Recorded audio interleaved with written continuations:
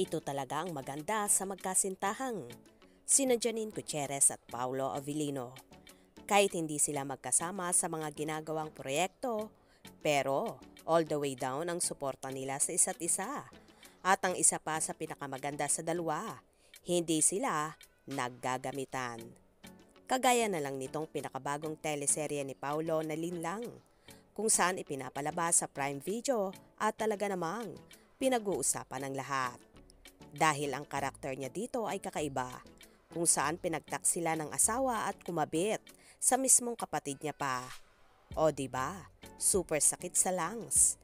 Kayo, anong gagawin nyo sakaling kayo ang nasa sitwasyon ni Victor, Paulo, na niloloko ng asawang si Juliana, Kim Chiu? Maghihiganti rin ba kayo o tuluyan nyo nang iiwanan ang asawa nyong malandi at maharot? Anyway, marami naman ang pumupuri sa kakaibang pagganap ni Kimi, kung saan kung ang mga dati niyang ginagawa ay pa-sweet thumbs at siya palagi ang inaapi. Dito, nabaligtad ang lahat dahil isa siyang babaeng makati, malandi at kamumuhian ng karamihan.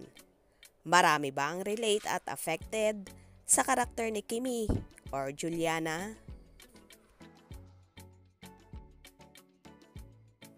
Well, for sure. Isa si Janine na super happy dahil napakagaling ng magkakasama dito sa Linlang.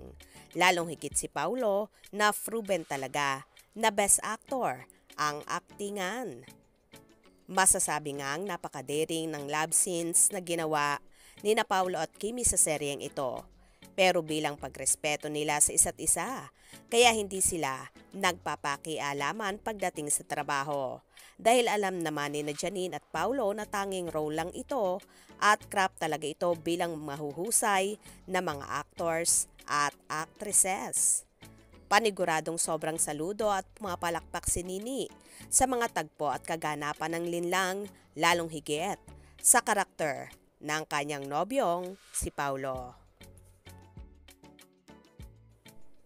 Hindi rin gumagawa ng gimmick ang Paunin kapag meron silang paparating na mga projects.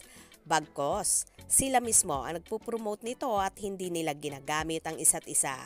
Ito talaga ang nakakahanga at nakakabilib sa samahan ng Paunin. Bukod sa malaki ang respeto at tiwala nila sa isa't isa, hindi rin sila nagsasapawan sa mga proyekto nilang ginagawa. By the way, congratulations kay Paulo at sa buong cast ng Linlang na super ganda ng istorya at talaga namang maraming aral kayong matututunan dito. Kaya tumutok at lagi nating panoorin ang naturang serye. Kaya naman tumutok at wag na wag pahuhuli sa mga maiinit na kaganapan, especially sa Paunin updates. Mga ka-scoop, anong inyong magiging reaction sa bidyong ito?